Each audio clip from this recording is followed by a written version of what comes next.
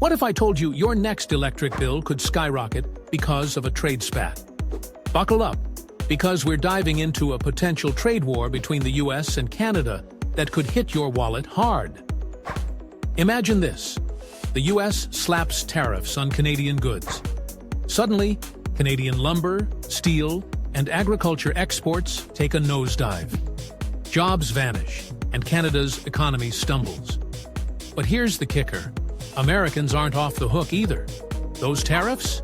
They'll drive up prices for anything with Canadian parts.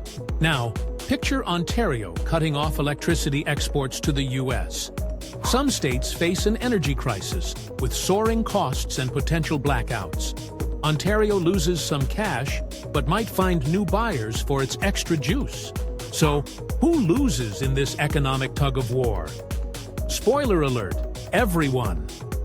The US feels the shock of an instant energy crunch, while Canada grapples with long-term economic pain from those tariffs. But here's the real shocker. This isn't just about governments and big businesses. It's about you, me, and our neighbors. Higher prices, job insecurity, and energy woes could become our new normal. This trade tip isn't just a headline. It's a potential game changer for our daily lives.